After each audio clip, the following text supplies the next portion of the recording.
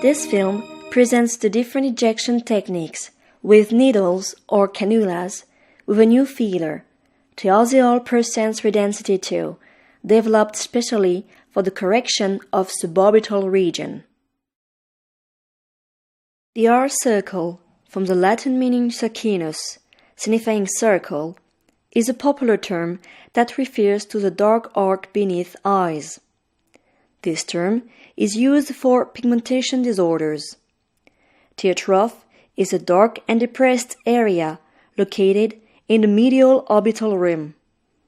The palpebromolar groove refers to the hollow area located along the orbital rim in its lateral part. With age, 3 grooves appear: tear trough, palpebromolar groove, and the mid-cheek groove. The knowledge of the suborbital anatomy is essential in order to understand this delicate area. The periorbital aging starts early, around 30 years old, increases, and then stabilizes around 65 years old. The periorbital rim is mainly marked by the phenomenon of bone evolution and fat melting. The anatomy of the suborbital area consists of 5 layers: the skin, the supraorbicular fat, the orbicularis oculi muscle, the suborbicularis oculi fat, SUF, and the periosteum. The suborbital region is richly vascularized with the passage of the angular artery and the vein at the inner corner of the eye. This area is a high-risk area. Under the skin surface, a superficial fat compartment covers the orbicularis oculi muscle. Under the orbicularis oculi muscle is located the suborbiculary oculi fat, or SUF. The SUF is adherent to the periosteum of the malabone. Under the levator labii superioris is located the emergence of the 5-2 nerve, or suborbital nerve. The injection must be deep under the orbicularis oculi muscle in the SUF. Before all injection, diagnosis and assessment of the patient's R circle, tear trough, and palpebromolar groove must be done in a semi-sitting position. It is recommended to ensure the absence of light mala bags and to perform a snap test to ensure the absence of eyelid hyperlaxity.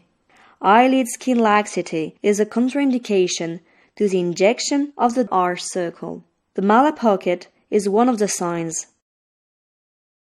The snack bag test, we see here the different stages, enables, thanks to a simple maneuver, to visualize skin laxity of the lower eyelid. A traction realized on the eyelid, followed by relaxation, enables to calculate the time it takes to stomp the lid against the eyeball. In the case of this patient, the test is between grade 2 and 3.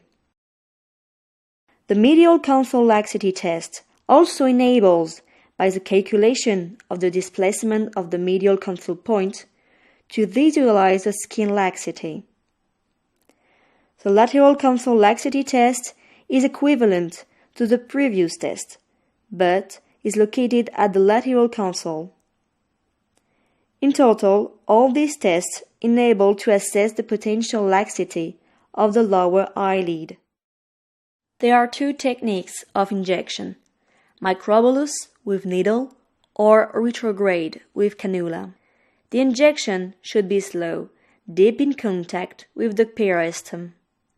It is strongly recommended not to inject more than 0.5 milliliters of Redensity II in each tear trough and palpebromolar groove, whatever the use technique.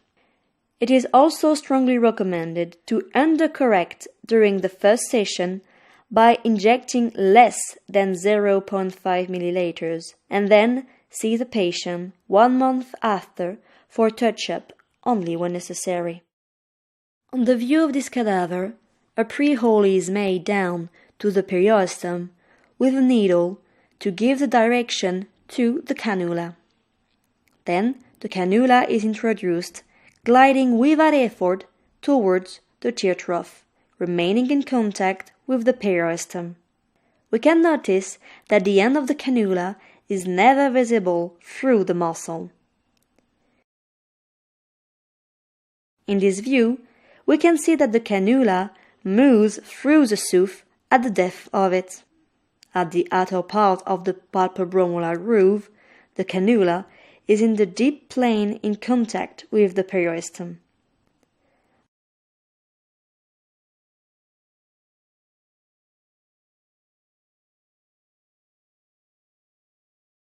On this view, where the skin flap was raised, we can see that the end of the cannula is not visible during the injection.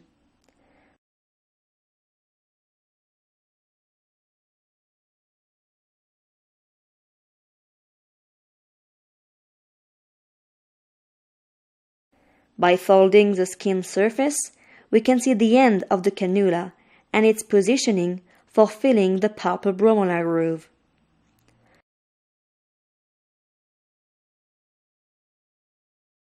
On this cadaver, we can see the mid-cheek ligament marked with a blue dotted line. The removal of superficial fat enables to see the colorful hyaluronic acid located deeply beneath the orbicularis oculi muscle. When we make a pressure on the product, we can see that it is contained in a delimited area. It is therefore important to inject deeply in order to prevent migration of the product. A little hint: to be able to inject deeply hyaluronic acid, you should raise and block the tissue in order to position deeply the cannula immediately. A deep tear trough visible on this patient is a good indication for hyaluronic acid injections.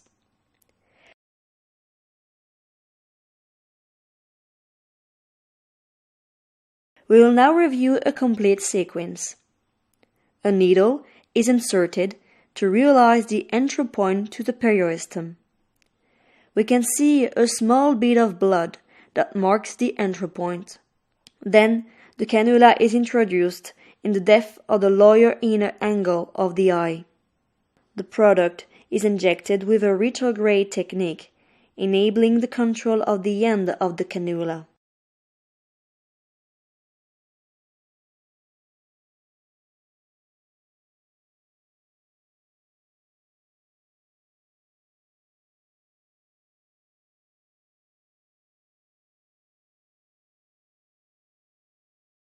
Then, the area under the tear trough is filled for a global harmonization. In this last case, where we will inject Redensity II using a cannula, we can see that the tear trough is very marked. This is why the injection will not only be done in the tear trough, but also below it, to restore continuity between the eyelid and the cheek. The technique remains the same.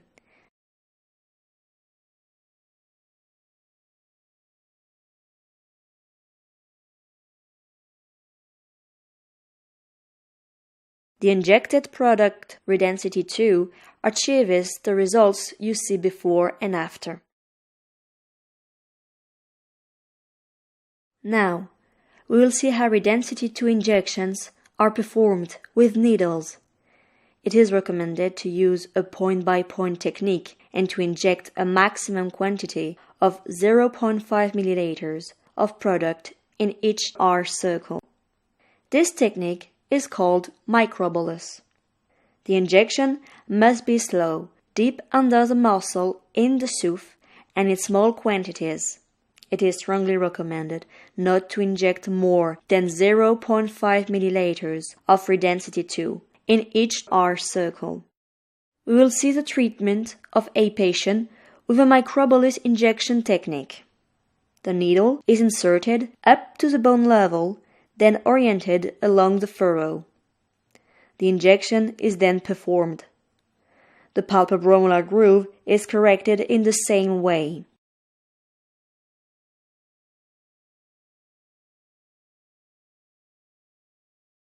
Finally, we can complete the tear trough, injecting in contact with the bone, directing the injection upwards.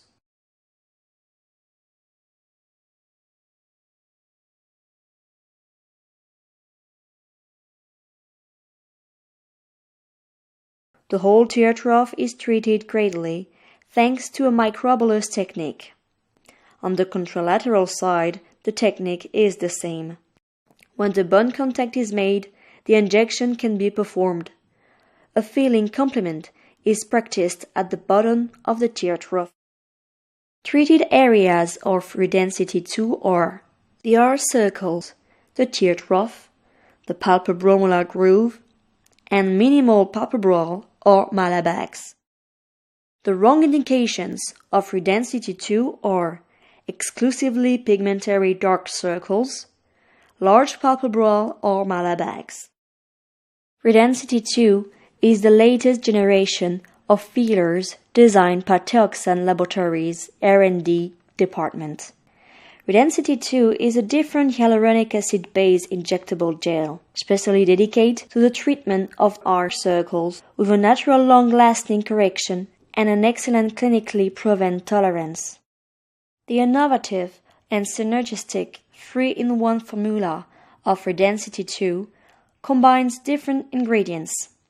A semi-cross-linked hyaluronic acid at 50 mg. The hyaluronic acid of Redensity II is a mix of cross-linked hyaluronic acid and non-cross-linked hyaluronic acid, conferring unique properties to the gel. A demo-restructuring complex composed of 8 amino acids, 3 antioxidants, 2 minerals, and 1 vitamin, enabling revitalization of the skin. Lidocaine at 0.3% for greater patient comfort. Redensity II is a different gel, suitable for the correction of R circle, thanks to unique properties. A low hygroscopic activity, allowing fewer risk of edema and swelling. A light gel exerting low pressure on the tissues to obtain less risk of edema. A needle viscoelasticity with high spreading capability, maximizing the ease of injection and positioning of the product. The clinical results show a high degree of satisfaction from patients and practitioners. The results are immediately visible after injection, as shown on this before and after picture. The excellent tolerance of Redensity II was also demonstrated on the clinical studies with an average injected volume of 0.37 mg per R circle. Thiaziol percent Redensity II is a medical device that obtained a CE mark of Class 3, certified by the BCI, British Standards Institution. For more information, please refer to the instructions for use of the product. For side effects, you can contact Teoxane Laboratories Medical Information Service at the following email address: medical@teoxane.com, and for all your questions and do's of your patients at the following email address: info@teoxane.com.